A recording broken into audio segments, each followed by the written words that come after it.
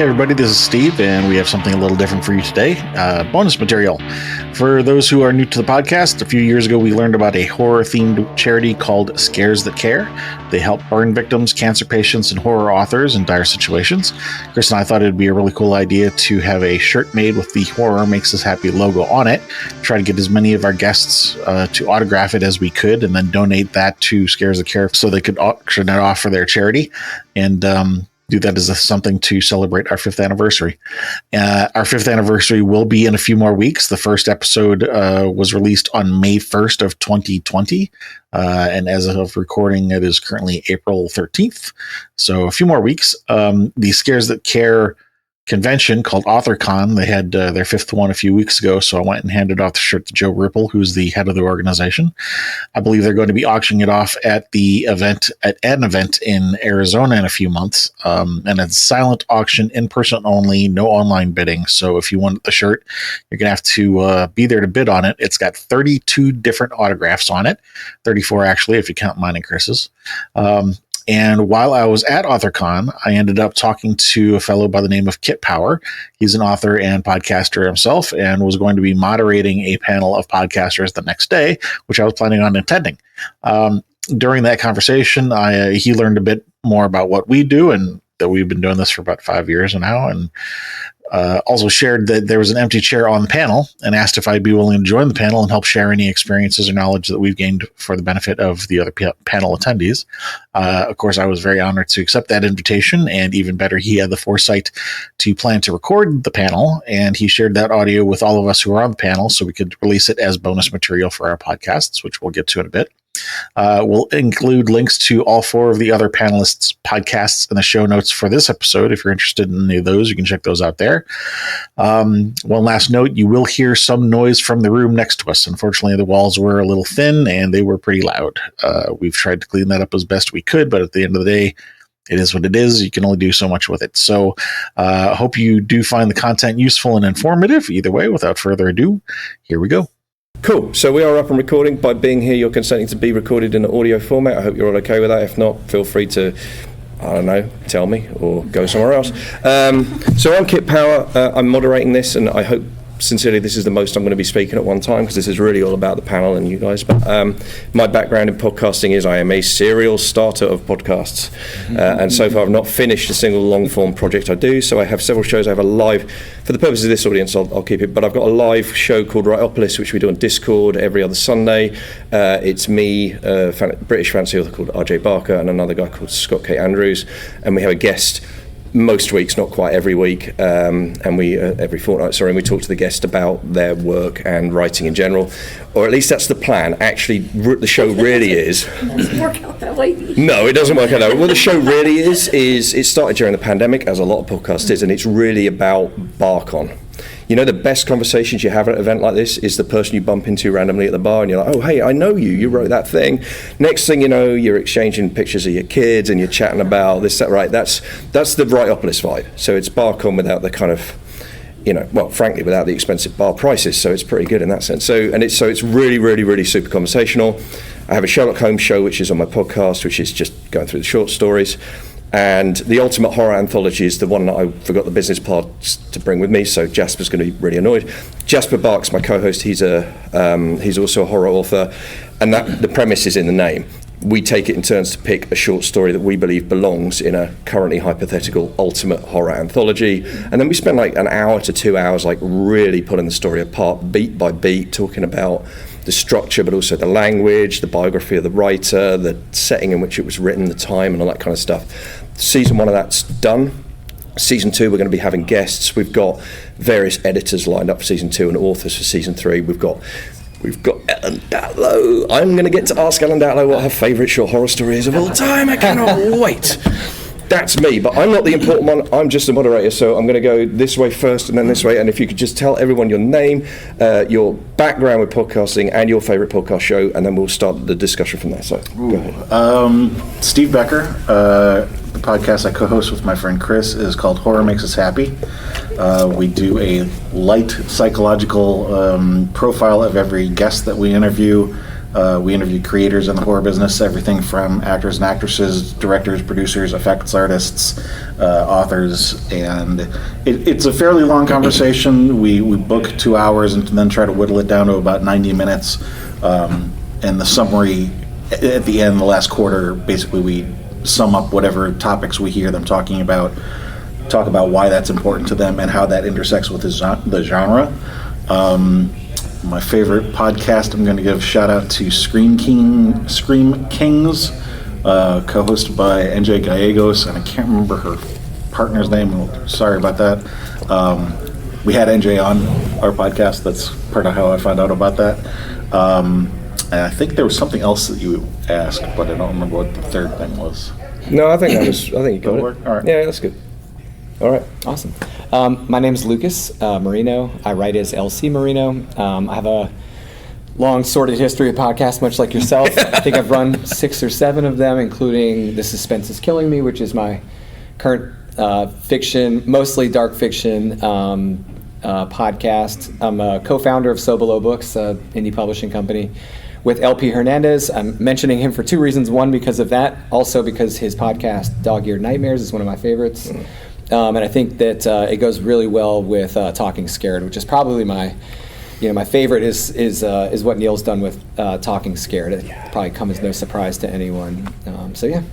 An incredible show, which I'm sure will come up further in the conversation. Go ahead. I'm Vicki Parhampton. I've been podcasting for about 2 years. It's called Horror, Humor, Hunger.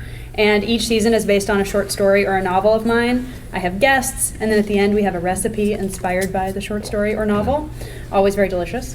And my favorite podcast is Morbid, which is a true crime podcast. Okay, cool.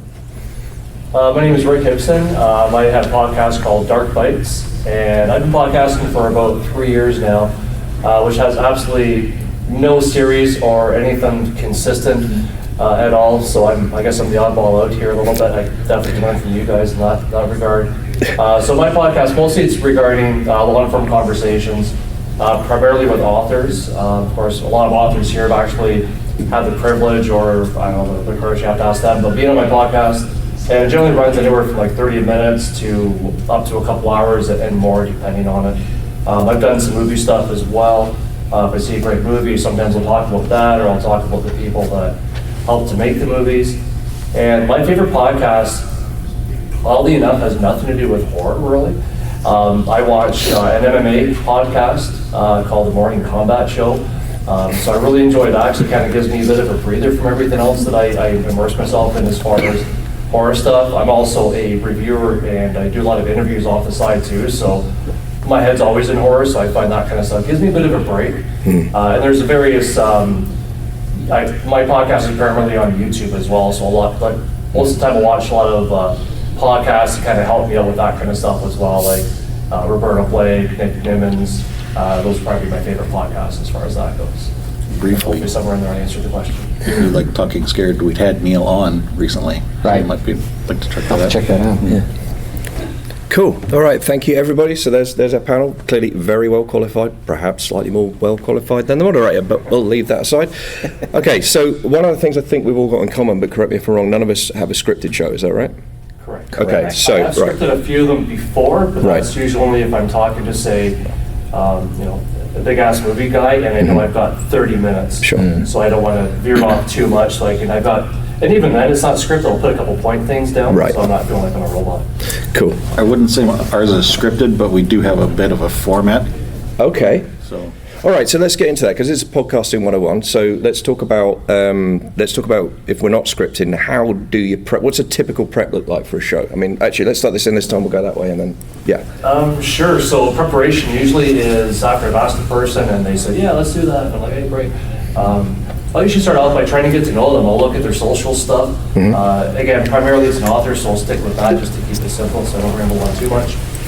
So it's usually an author that I'm already familiar with in some degree. If I maybe haven't read any of their stuff or their newest stuff, I'll dive into that. I'll read that as well. I'll look at their Wikipedia page. I'll look at their author page, and I'll try to find some kind of obscure things, even if it's a matter of where they're from, or really weird things like Patrick Tumblety has a relationship with the one and only Jack the Ripper guy, also named Tumblety. So I'll try to get some weird, obscure things like that I usually find the most fascinating things to talk about.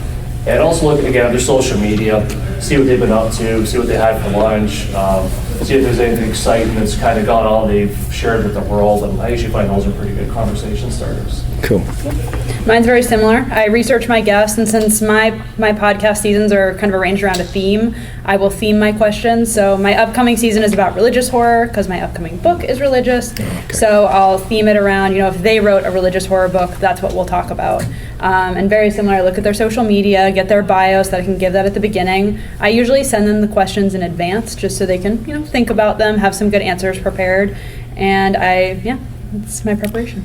I really feel like you have your act together in a quite terrifying way that I find. Thank you. Just a little bit intimidating. But in a good way. I'll take it. Well, I'll give you some counterbalance. Thank you. So our show, basically we focus on the author, and most of the time it's their most recent work, something that's pending release. We try to organize the episode around that book, but it's not about that book. So while that book plays a vital role in the show, it's not the reason for the show, right? We want to explore their life, whether music inspired. So we have this kind of normal way of going about business, but I don't actually have a format or a script or a structure for them unless they request one. Because I do have some people that are very uncomfortable, like they've never been on a podcast and they're like, hey, or maybe this just isn't their thing, right? And they're like, I really would do well if we could discuss the content beforehand. At that point, I do have a standard set of questions I'll pull down and say, here are these. The one thing I did learn kind of early on was, especially with the fiction side, because some of the books can get into some really deep topics, was to try and identify topics they don't want to talk about. To make sure that it didn't put them on the spot or expose something in the episode. So if there's any let's not talk about this, let's avoid this topic, let's avoid this thing, because I'm asking them about all these different areas of their life. So I try to make sure that I nail that down in the opening before we start recording. Sounds good. I actually do very little research on our guests for a particular reason. So I know this is blasphemy to say in this particular audience, but between myself and my co-host is the bigger horror fan. I'm not really I don't compare myself to you guys in terms of being a horror fan. I'm more of a psychology guy. I do like horror. I have learned also a lot in the process of doing this podcast, but from the psychology side of it, I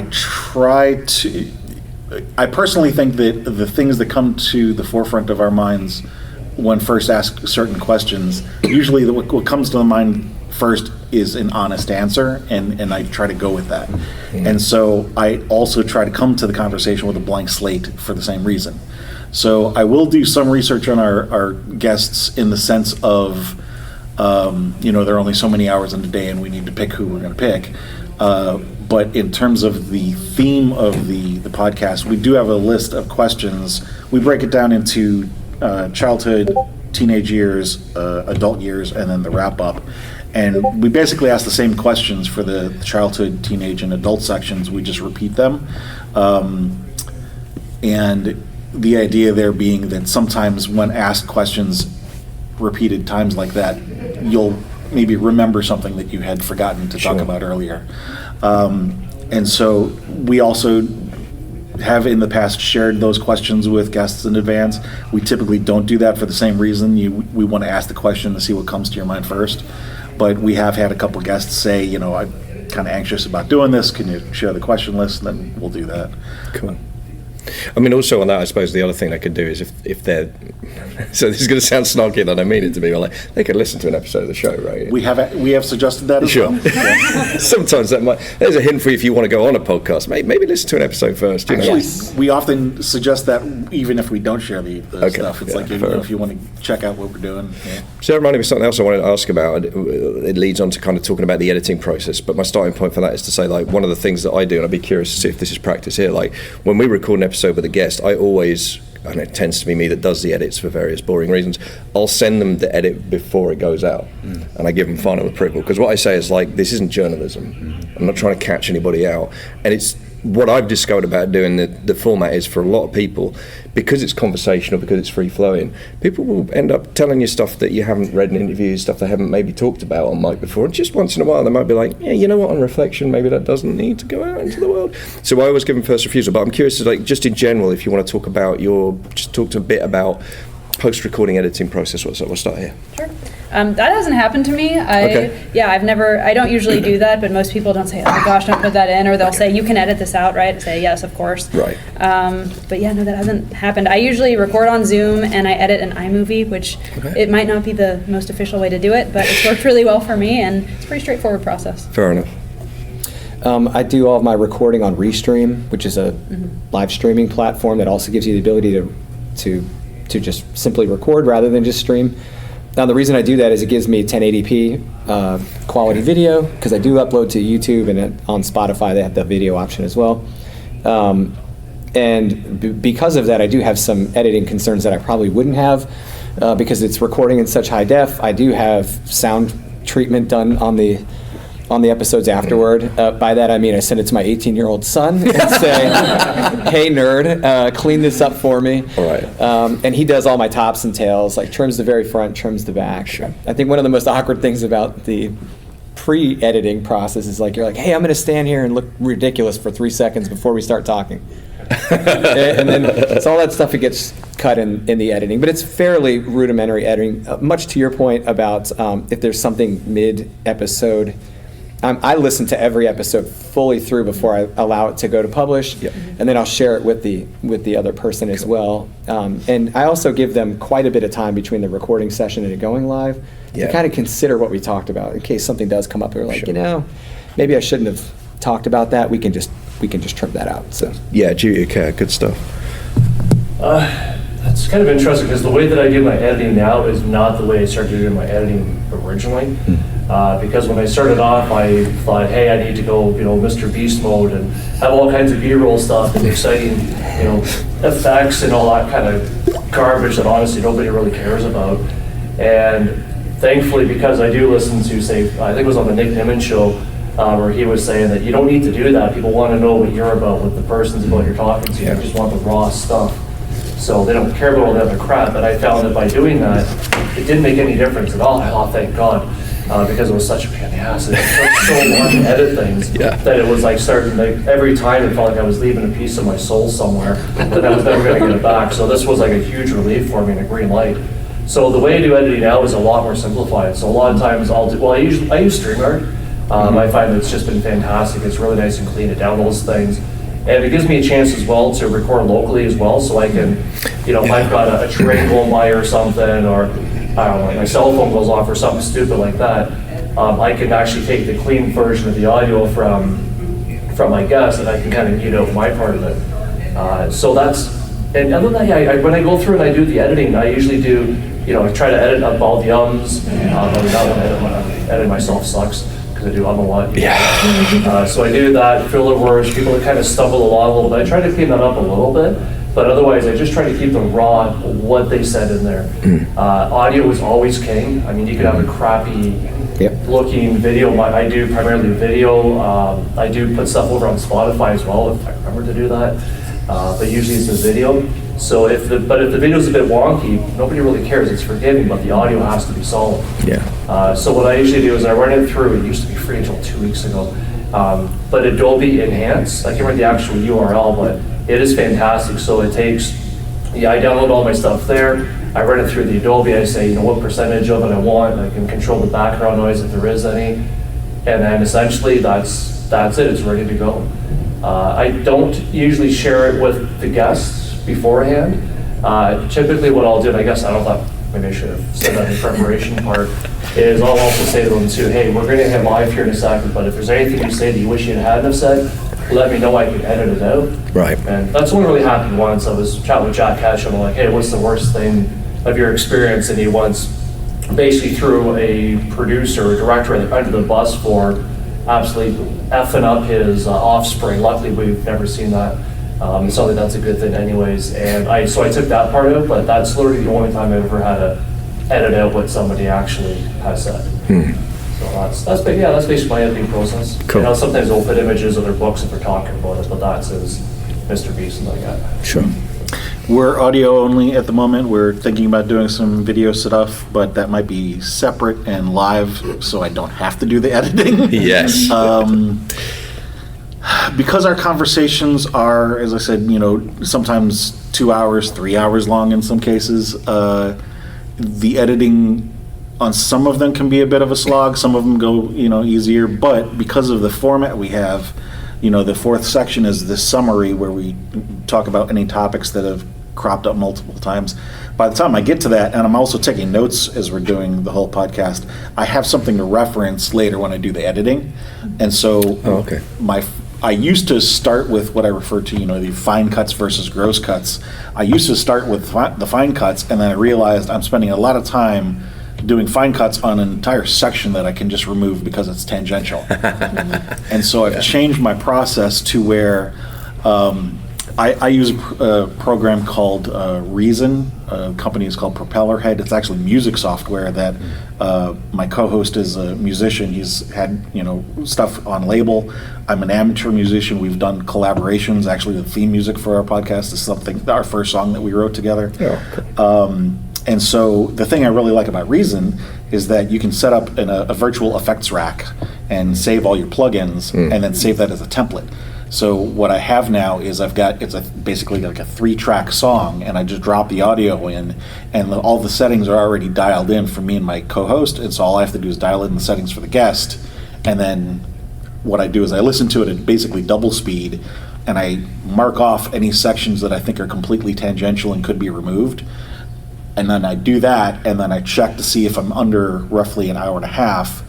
And depending on whether or not I am, I might do it a second pass, and then I start the fine cuts, and then so that's the process there. In terms of, I don't share it with the guest before releasing, but because of the length of that process, there have been times where, again, because of the psychological aspect of the show, I will often make notes that I will then send to the guest. Hey, I thought about this that didn't occur to me the first time when we had this conversation. Sure.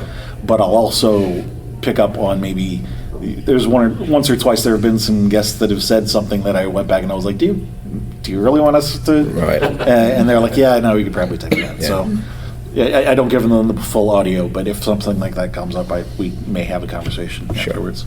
Yeah, and I think just to pick up on that for me with Writeopolis, which obviously is a live show and broadcast on Discord. I mean, live is live, you can't do anything about it, but there have been a handful of occasions where someone's reached out to us and like, can you just take the name of that guy out that I said and I'd never work with him again? Just yeah, sure, man, we can do that. So we'll do the edits that way, but yeah, that's good.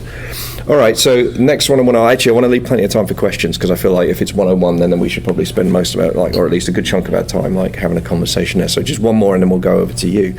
And it's super straightforward.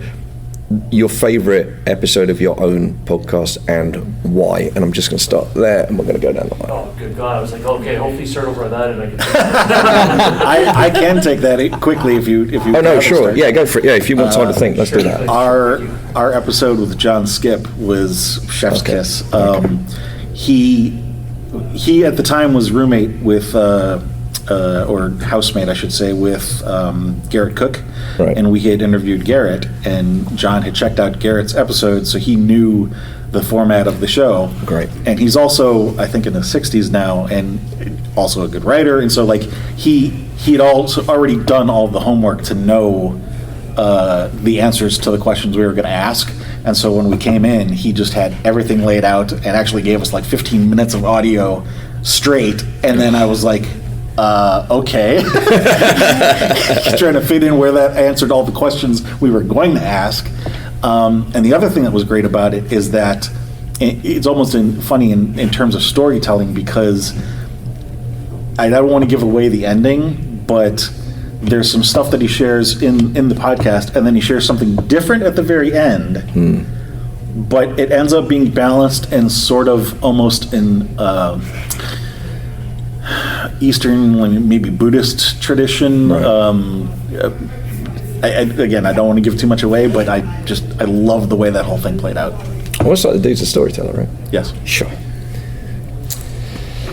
That's a tough question, and I've thought a bit about it because all of my episodes are specifically about the people, and so it's kind of hard to identify when they're all so great. Who is your favorite child? Yeah, it is kind of funny like that, but I'll say that for different reasons I've had different favorite episodes, and I would say that one of them is Brian Bowyer came on, and he's a more extreme horror writer than I usually have on the show. Okay. And Brian's background is just so wild, and his life story is just so incredible that for the entire hour plus that we were sitting there, I was just like, this is wild. Like, I'm having so much fun interviewing and just getting to know this guy who I have a lot in common with and then a lot not in common with. And it just really resonated with the crowd. It's still my top episode on the show all this time later. So for that reason, I think Brian stood out to me. I also like to give a shout out to Alex Ebenstein, who took my very first episode of the show when there was no show there. Right. So I think it's really cool that I was like, hey man, thanks for entrusting me to do this with you. And thanks for saying yes, because otherwise, like, how would I get this thing off the ground? Right. So that was cool. And then I would say the last one, just for like personal reasons, I had an absolute blast interviewing Clay McLeod Chapman, because you want to talk about like, I'm not sure what's going to happen in the next hour. Interviewing Clay is just an excellent experience, but also he was very much, and this is for people that are like, if you're really thinking about doing an episode with somebody, having someone like Clay on was great because he set me at ease, because he was turning a lot of this around and like asking me questions and like wanted to expand on things that actually had nothing to do with what I asked Clay to come on the show for. I'm like, this is kind of cool because it helped me relax a bit. And so I think, just the different types of experiences I've had have made each of these episodes kind of uniquely favorites. This has made me realize I do need to ask one more question, which is your worst day at the office. So start thinking about that as well. Sorry, I am going to do this one as well. I don't want to do this much, but super quick. Like, my favorite was, I was supposed to be recording an episode of the James Bond podcast I was doing. We were doing the movies in order. That one's not going so well right now. It was called Human Bondage. I thought that was quite a good name for a podcast. I'd watch that. Yeah, right? But the show itself, co-host, people get busy. Anyway, actually it was I think it was the episode that we still haven't recorded, which was, I can't remember, who cares? They all blend together. We're mid-Roger Moore, and it's, oh God, really? Okay. Which might be why it died. But so the three of us, but one of our co-hosts bailed on us. So it was me and my friend James Murphy, and we were just sat there and, we booked the time. You know what this is like, right? You book the time, and time is precious. So it's like, well, what could we just do? Like, what could we just do, no prep right now? And I got him into Springsteen like 5 or 10 years ago. He's like, well, why don't we talk about Wrecking Ball? Like, it's your favourite Springsteen album, it's my favourite Springsteen album, it's nobody else's favourite Springsteen album. So let's do a show about why that everybody is wrong. And I was like, yeah, sounds good. So we did, and it's hilarious, because if you listen to it, there's a point about 7 minutes into the show where James is like, this is a series, isn't it? We're going to actually have to just do this. So, and We Learn More from a 3-minute record is cracking along now. We recorded with Neil from Talking Scared. He came on, we got 2 shows out of him talking about the river, and man, he went deep. It got, because it's Springsteen, right? So it makes everybody cry. And we've just recorded Born in the USA. We're doing Live 75, 85. Brian Keane is coming on to talk about Tunnel of Love. And the format's we literally just talk about the album, then we go track by track each song, and then we talk about closing thoughts. It's typically like 90 minutes to us. But it was the fact that it came out of pure happenstance that I just love. And it was, because what I love about the form more than anything else is the spontaneity of it. It's the fact that it's conversational, and you never quite know, no matter how much you prep or who you've got, you never know exactly where it's going to go. And that to me was just the greatest, because I've loved James for years. We've been on each other's shows. We couldn't find a format that we tried with the Bond thing. It didn't really work out, but we found it just through sheer fluke. And now it's some of my proudest work in podcasting is on that show. So that was me. So anyway. Excellent. Well, I've had a really wide variety of guests on my show. I've had paranormal investigators, screenwriters, authors. The one that scared me, I had an exorcist on the show, who, not a Catholic exorcist, more just like a spiritual exorcist, and he was talking about an exorcism, and he did the voice that he heard a possessed boy do. Scared the crap out of me. It was broad daylight, and I'm in there like, oh my gosh, I don't want to have to edit this. I don't have to listen to it again. But that was terrifying, and I loved it. But I probably should have mentioned this in the beginning, but I also have a YouTube segment. It's not a podcast, but it is a YouTube segment with Dread Pop Magazine called Tag Team Tales of Terror. I love an alliteration. And I challenge fellow authors to create a story with me, a progressive story in 30-second increments based on a prompt I draw out of a hat. And it's very challenging. People get very nervous, but it's really fun. And I've had 3 guests so far, and I don't want to have to pick a favorite, but I will highlight Mona Kabani. She's here. Her episode just aired yesterday, and she was fabulous. It turned into a cosmic horror story about zebras. So you never know where it's going to go, but like you said, the spontaneity is pretty fun. That sounds awesome. It's very fun. Love it. And thank you guys for going first. I picked my favorite child out of all the rest of them. So the one that stands out the most for me, again, I've had such a variety of guests, and I've had so many wonderful moments on this. I mean, honestly, podcasting is probably the best thing I've ever done. Edit anything I've ever done creatively. It's fantastic. But there is an author, I don't know if you guys have heard of him, Felix Blackmore. He has a book called Stolen Tons that he started off on the No Sleep episodes, I think, and read it. And it was never meant to be a book. It was all kind of segmented together, and it was just like, what can I do to do the creepiest things? And it was based on, also on his wife's life. She had a lot of like horrible sleep terrors. So he thought, this is great. So he wrote them all. And I guess somebody gave him the idea that this needs to be a novel. He's like, it's not supposed to be. So long story short, it ended up being a novel. It went completely viral, absolutely fantastic. And he's got some great short stories out there as well. And I want to say last year, time is a funny thing. I want to say last year he did the sequel to that called The Church Beneath the Roots, which is an absolutely fantastic book. And he put everything in that because he had so much pressure on him to, again, come up with another absolutely viral book. And he also has a lot of, and he speaks about this, I'm not saying anything out of it, he hasn't already said that, you can't go on right now and listen to him say it. But he has a lot of anxiety issues as well, like a lot of us do. And that's a lot of why we gravitate to horror too, because we can kind of get our exercise our demons out of that and kind of be amongst our own monsters in a sense and figure them out. And that was very much his thing as well. And he put, there's a lot of native folklore in there as well in that book, The Church Beneath the Roots. And when it came out, he got kind of blasted quite a bit. He put everything he absolutely had in that thing. He self-published it, and he got to the point, because he's also had some very rabid fans as well, people that expect so much out of them, people that I guess have sent him some pretty harmful things and some scary things regarding him and his wife, his family. And it got to the point where he's just like, you know what? I can't handle this for my mental health. I'm a history teacher. I'm a musician. I'm going to focus on that stuff. And I'm going to completely piece out of all that stuff. And what made that a great episode is that he didn't do any other podcasts, to my knowledge, about any of the stuff before. And in fact, he was so afraid of showing his face. So primarily I do a video podcast for YouTube.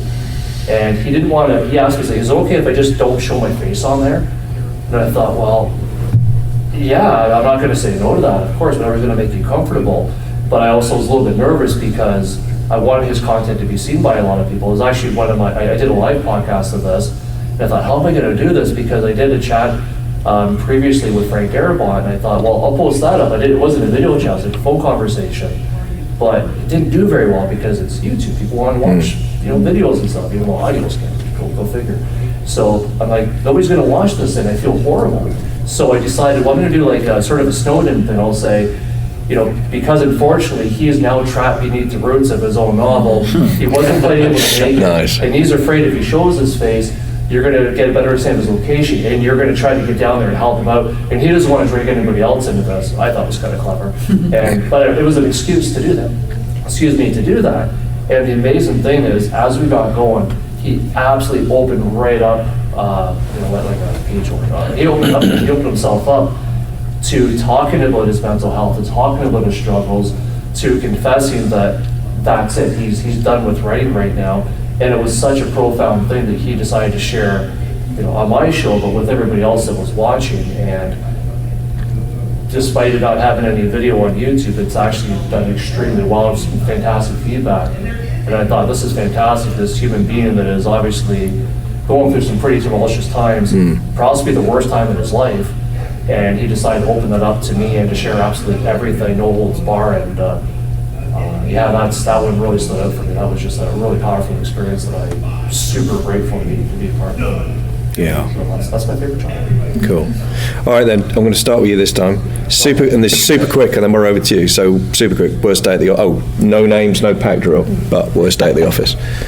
All right, that's an easier one. Okay. It's funny. You always remember the worst ones. Oh yeah. So the worst one that I did is, and I won't mention names because they're just amazing people and gracious, and they made the worst day at the office as bad as it could have been.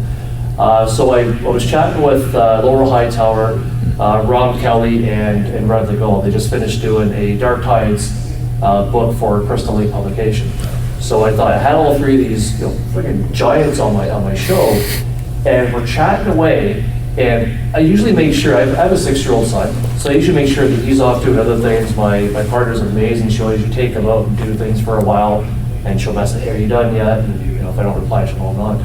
So this is going on a day that he wasn't feeling that well, so he stayed home. He was in his bed. I'm like, no problem at all. I've got this. So obviously I did, because this is the worst day of the office. So as we're chatting, I'm having this fantastic conversation with these people. Next thing I know, my son is kind of off down the hallway, projectile vomiting all over the place, and I'm trying to keep, I'm trying to be professional because life is life. Sometimes things happen. My cat has been known to show her butthole. Sometimes she'll jump on my desk and she'll do this, and people really get to know my cat really well. So I'm like, but projectile vomiting, that's another level. So I'm thinking, I'm just going to keep my cool. He'll be done, girlfriend's down there, she's got this. Well, he doesn't stop, and he's just going all over the place. So finally, my girlfriend's like, I need your help. So I'm like, guys, this is what's happening right now. I want to finish our conversation, and like, yeah, no problem, family's family, go to it. So we ended it, cut it off right there. By the way, that was one of the times I edited something that happened that didn't need to be on there. So I ended that off. And luckily, those three people, the reason I mentioned them, because they're great human beings, and they gave me a second shot at it. Right. So we kind of picked up where we left off, minus all the vomit. And it worked out okay, but at the time, I'm like, this is absolutely terrible. I just couldn't go any worse, except like at least I wasn't in the pathway of the vomitron, but it still really sucked, and I'm like, oh, this is terrible, they're never going to want to do my show again. So luckily that didn't work out. So I guess it's kind of a crappy worst day at the office, because it kind of worked out okay. But No. I think it was going to work out that way. I think it's a good example. And also, I think for me, it's that thing of like, people's time is precious, right? And we all know that. Our time is precious. Like, it's hard scheduling. So it's that thing, especially if you've got more than one guest. Just the thought of rescheduling brings me out in hives, because come on, man. No, it's cool. So this wasn't my podcast. I was guesting on the Reviewed to Death podcast, which is awesome. And we were at the end, and it was at night, and my husband was putting my kids to bed. I have a 3-year-old and a 1-year-old. And downstairs, I just hear, Mommy, Mommy, Mommy, for about 15 minutes. And I was like, please don't let this show up on the microphone. Like, this is fine. And then she comes upstairs. I have a Pennywise mask, because who doesn't? Puts it on and starts dancing in the background. And I'm like, okay. And she loves that mask. She used it to scare the dog. It's fine. And eventually she put it down and was like, okay, bye, Mommy. And she left. And they were able to edit it out. But it's not the worst day at the office. But My favorite is super simple. I was doing the Ultimate Horror Anthology, and I told Jasper I really wanted to cover a Sherlock Holmes story, because I got this whole thing about like horror is a wide genre. So I picked the Sherlock Holmes story. It's like, we're doing this, I want to talk about it. And because it's me, I'd never reread the story until the day before the day of the show, because I want it fresh in my head and I want my reactions to be fresh. It's not at all because I'm lazy, disorganized, and I've got ADHD. No. This is all technique, baby. This is all like. So anyway, so I'm sitting down literally half an hour before we started reading. I'm like, oh right, what was it? And I read through the Speckled Band, and I'm like, right, I've got it in my head. It's the snake, it's the thing. Right, I'm ready to go. And we sit down, and I'm like, okay, so Jasper, you ready? Yeah, we're going to talk about Speckled Band tonight. Jasper was like, you said the Copper Beaches, dude. There you go, my worst day at the office. Luckily, I've read the Sherlock Holmes story so many times that it really didn't matter. But yeah, that was embarrassing, even for me. Mine was post-publication. I had an edit that was supposed to happen and didn't. And one of my listeners, who happens to be a friend, is like, hey man, I'm pretty sure you would have edited this little segment out, because the person I'm interviewing is like, dude, I got to use the bathroom. Can we edit this out? And I'm like, yes, we can. And they get up and leave, and I'm just sitting there typing emails, and so I'm like scrambling to unpublish this episode. luckily it was within like this person who reached out to me. It was like one of the very first watchers/listeners, and I was mortified because I was like, do I reach out to this person and let them know that I don't know who these dozen people are that have seen this part of this? But luckily there wasn't anything said or done or anything that would be like egregious, but it is a little bit, unpolished and embarrassing to some people. So I was able to quickly take it down, edit it, and put it back up, and never heard about it again from anyone until right now. So if anyone out there is watching or listening to this and they're like, yeah, I remember that, then let's just keep it between us. Sure. Now we're going to put it out on all 5 of our channels. Exactly. So it's good. We'll live in infamy. Worst day at the office for me. So I mentioned we've got this format, and then you get to the end and you've got a summary. So I kind of have something to go off of. There's one guest, and I don't want to say names because I don't want to, I don't want anybody to try to one up this at all. I also should explain, I've worked in call centers before where they're very rigid on what they refer to as your call times, and so I've got a lot of customer service experience. I've done a lot of restaurant work, so I'm really good with customer service and also knowing how to, flow and guide conversations. And there was a particular guest who absolutely would not, just like, tangents everywhere, and Right. tangents off of tangents, and it wound up being a 4-hour call. Oh my gosh. Because, and even then we had to tell him, we're just going to skip talking about this, because it was a struggle not only to guide the call, but also part of the reason that we had trouble guiding it was because I couldn't piece together any kind of logic or theme out of any of this. And so I was letting him go on certain tangents to see, is this going to line up with something he said earlier? Is it not? I have no clue where this is going. And so even at the end, after like 4 hours, and even if I have some sort of a summary that I can now work on, I've got 4 hours worth of stuff I've got to edit. and the other part of when you've got somebody who's that type of conversationalist, there's a lot of run-on sentences and jumping in between thoughts, and it's like, how do you edit something like that? Yeah, it's difficult. It's very difficult to edit that without making it clear that you've made a cut. Okay. You couldn't make a narrative out of it? There were two places, not just once, twice, I cut entire sections and I recorded something to say, we're very sorry we had to do this, but I cut an hour and a half of conversation out here because... Okay, so before we met last night and you invited me on the Yes. show, I should warn you in all fairness following that story. I hold You're no gonna be less that than, kind of person? I hold no less than 3 records on shows I have been on for the longest episode of the show in Excellent. question. So just be warned like that. I am warning you in advance. It's me. I will cut you off. Yeah, no, fair. I mean, Okay. if it's great, it's great. Well, exactly. When I do it, it's gold. So obviously that's. I will say this much: whatever we don't cut is there for the Patreon subscribers. Oh, there you go. That's what. Nice upsell. Okay, well, I think that's because we've got 15 minutes. So talk to us. What do you want to know about podcasting? Yo. What do you find is the ideal length of the podcast? Because, like, for example, there are some podcasts that I will look that are like, say, like Joe Rogan, who just goes on and on and on, and 3 hours. And some of them, the talks are really good, and you'll listen to the whole 3 hours. But then there are some of them that on the same show where you're like, after an hour and a half, you're like, he's just saying the same damn thing. So, how do you kind of gauge like how long your podcast is going to be? I find a lot of it has to do with your audience, and I find that's where a lot of just knowing your audience, knowing your analytics helps a lot too. I know I've played around with a few different things. I've tried most of my conversations. I find usually about an hour or so. I find that just seems to be the sweet spot. It seems to be the sweet natural spot where we're kind of sick of looking at each other now. Let's decide to go. But I've also tried 30 minutes because I'm like, people have short attention spans these days. I know I do. So I've tried that, but then I've also looked at my analytics. I've looked at the comments. I've looked at the viewers. It hasn't really changed too much. So I kind of just let the conversation go as long as it needs to be. at the same time, I still feel I need to cater to those people that, have a goldfish attention span. Speaking of Joe Rogan, one of the things I do that he does is I'll also take smaller clips out of my podcast, and I'll put those up, so that caters to the people that just kind of want to get in, get out. And I'll send her to like one specific topic that might be, 5 minutes long, 6 minutes long, usually, 10 minutes or less.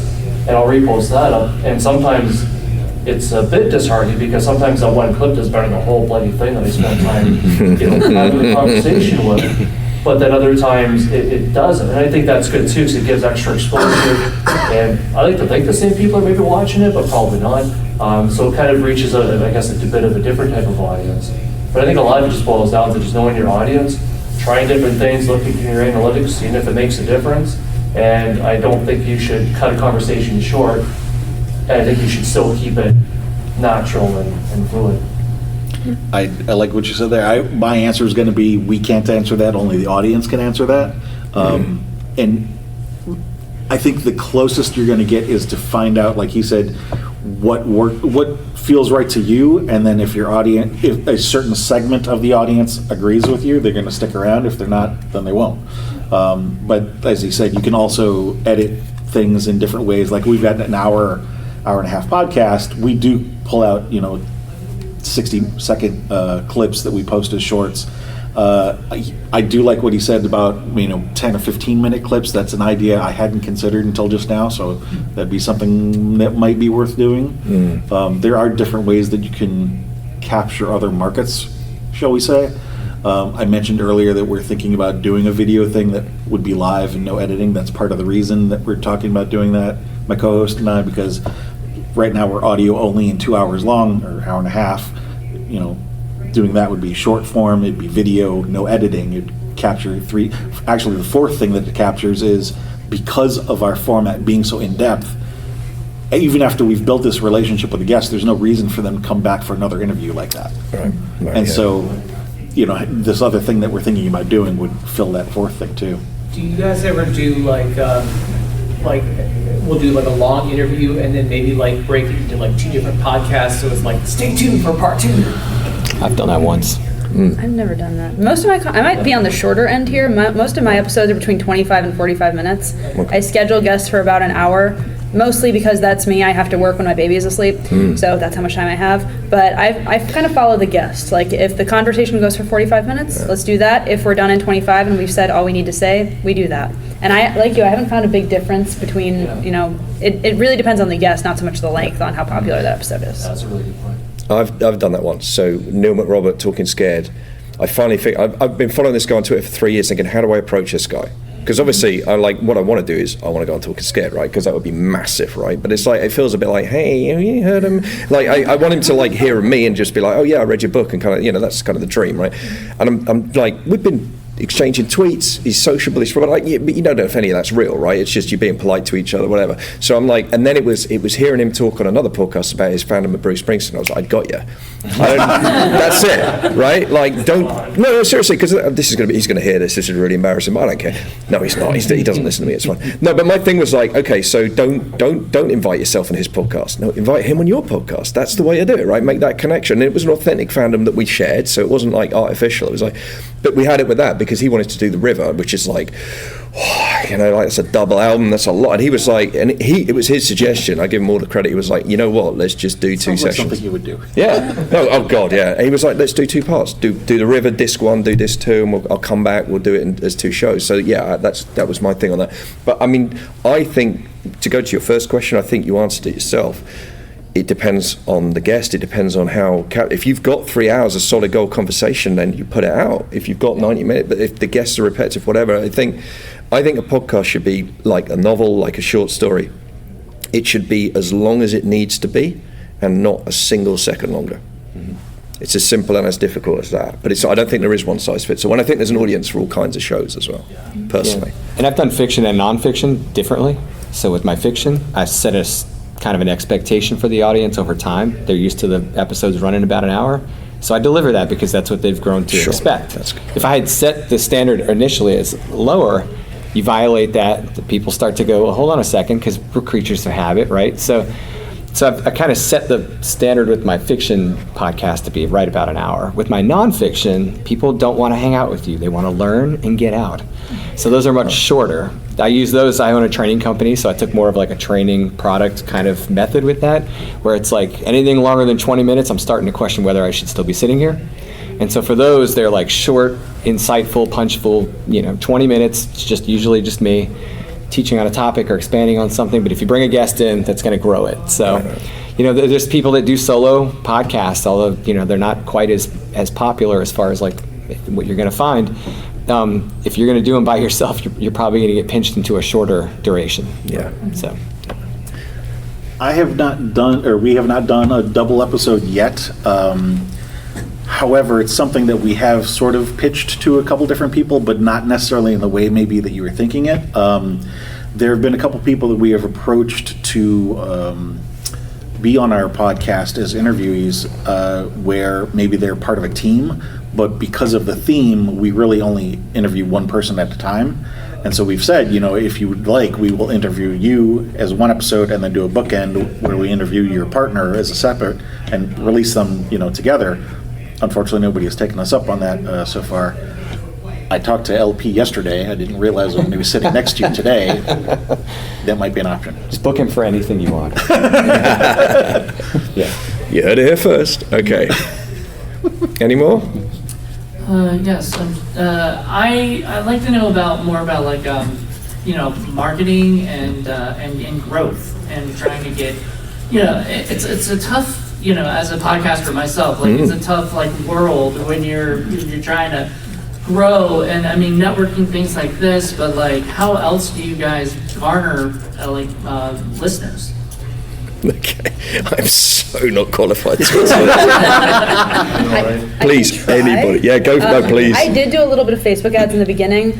Didn't find those helped a lot. But what I do is, so whenever I have a book that's released, I do like a little press tour and I go on local news and I always talk about my podcast on there. Okay. Don't know how much that helps, but it's the biggest exposure I've got. Okay. Mine's social media. Yeah. Unfortunately, Yeah. For some people that want to avoid it at all costs, it is a free access to a very large audience. So I've set up a very standard means of just talking about the podcast. Every time they go out, I invite the authors to do the same, obviously, that I'm interviewing, and really try to get my brain wrapped around this in a way where I'm supporting them. Yeah, it's not about me supporting my show, it's about me supporting my guest. Yep. That helps me kind of stomach the work that has to go into the marketing on it. And I also have a fairly standard way of doing it, but it goes out to all the social media platforms. The other way to do it is I change the platforms. So I publish on Spotify, but I make sure that it goes out to all these other feeds like Apple and Chrome and all the places that people find their podcasts. Just because I don't go there doesn't necessarily mean other people aren't. Sure. And I've expanded that by also uploading everything to YouTube. So hopefully, because it is a video-based podcast, I can meet the readers and listeners where they are. It's kind of been my marketing approach. It's just to try and get it everywhere that those people are somehow. Yeah, that's good. It is very difficult. I also have had no luck with Facebook. We did that for our first year. We did that maybe 3 or 4 times, saw nothing, didn't do it again. Social media has helped. Blue Sky has helped. Yeah. For 2 reasons. Number one, after all the kerfuffle with the other sites, everybody coming to Blue Sky. Love Blue Sky. Yeah. There's 2 reasons for it. Number one, it's nice because there are now more bots than there were, but for a while it was all real people, frankly. And I think we may have lucked out in that we got a decent number of followers early on, and I don't know if Blue Sky has an algorithm, but it seems like we are getting some traction there that we hadn't gotten on other platforms. The other thing that we do is we have a Discord server, which is nice because at least for now it's free. I hear they're doing an IPO next year, so maybe it won't be. I don't know. But between the traction we got on Blue Sky and posting invites to our Discord server there, we now have about 500 users on our Discord server, and so healthy. There's a lot of lurkers, but we've probably got between 20 to 30 active users, and we host 3 events each week. So, there's interaction there. One of the 3 events that we do is we stream episodes of our podcast and then chat about the episodes in the sidebar with people who come and, talk about that kind of thing. So, building a community, but it is very difficult. It is a long process. I mean, it's also very frustrating. I will say, I'll go on like Reddit podcasting subreddits, and there are other people who are in other genres or maybe spending a lot of money on advertising, and they're like, yeah, we're 6 months in and we've got 20,000 downloads a month and we're starting to look at, what should we do to monetize? And I'm like, what the fuck? Yeah. I'm like, we're 5 years in and we're getting like 200 downloads a month. Right. Like I feel your pain. I'm right there with you. Before I got asked to be on this panel, I was going to be sitting in that chair wondering the same thing myself. Okay. Yeah, and I'm the same. I absolutely adore every single person that listens to my podcast, like both of them. But here they are. Sorry, yeah. Thank you. Why am I talking? Thank you. I can't tell you. You're just awesome. You are you're the best. Don't forget Mom. Oh sure. No, Mum doesn't listen. No, Mum doesn't listen. Mum doesn't. That's too much. Mum's been on one of my podcasts. My first ever show was called Watching RoboCop with Kit Power, where I'd sit and watch RoboCop, obviously because it's the greatest movie ever made, right? So I just watch it every month with a different. But I've actually got one where I sat with my mum and watched RoboCop. That's really cool. And she'd never seen it. Well, she thought she'd never seen it, and there's a moment a third of the way through, she's like, "Oh, wait a minute, I remember that bit." Anyway, podcasting gold, but weirdly not a massive audience. Who knew? I'm now intrigued. I want to see this moment of realization in your mom's face. Well, I mean, it's audio only, but you can hear it. You can hear it. It's a real thing. It's wonderful. But anyway, yeah. Go. I did think about one more thing. Sorry, is that I introduce live streams every once in a while, especially if you're leveraging social media. Because if, like, say, for example, Instagram, right? Like, love or hate it, like, if you get on Instagram and people are following you, when you go live, they get a push notification, which is not something that happens as prominently when you just post. So a lot of these platforms are trying to make live creation. The downside of that is that it's pretty inherent to that platform. Yeah. You're not going to just be able to easily repackage that sometimes, and you're just going to deal with what you've got. But that's kind of the beauty of it. I actually grew a podcast in the nonfiction space years ago by shifting to a once-a-week live session. Okay. And people loved it. And this was business-related, so it was on LinkedIn. And, I mean, our listenership on the non-live went up drastically. But then again, it hits a ceiling at a certain point, so it only gets so far. Yeah, that's good. Yeah, I need to do a lot of the live stuff, too. I've had great success with that one with Phoenix Blackmore. I did a couple of other ones that did extremely well. And I found with the advertising, I haven't really done that. I'm afraid to, because my concern, based on a lot of other stuff that I've seen too, is that you're spending a lot of money, you're pushing people to your website. And I think the most important thing is, like you were saying, is to build that community so your content draws them in rather than you shoving them in. Because as soon as you stop that advertising, they're going to drop off, and then it's like, what are you going to do? You can't. You're basically paying to play on your own platform. And so I find that the biggest thing that's really helped me out, other than having great guests that people care about, Yeah. and of course every time I post a podcast, I take the minutes so that other people will see it. Again, part of the same community. And the biggest thing for me, I don't know if it's, I guess it kind of goes for just the audio only podcasts, like on Spotify, things like that. Is thumbnail and title is the most important thing, at least for me on YouTube. It's extremely important because you don't want to have, like I found, by doing, hey, episode 32 or something, or just simply having, the guest name, Joe Smith talks. It's like, well, okay, great, everybody talks, who cares? So I find that it's like, but if, for example, Felix Blackmore, to use him again as an example, when I put something like, viral author calls it quits. So that something like that, so it creates a little bit of why, it kind of questions them, it gives a little bit of an intrigue. And I make sure that my title's fairly short too, especially on YouTube. They're only going to see the first 50 characters anyways. So you want to squish it in there. And then the thumbnail is super important because, especially again on YouTube, it's the first thing they see. I mean, if you're walking in a movie theater, you got all these posters, that's probably the first thing you're going to see as opposed to looking up at the billboard maybe and seeing the writing.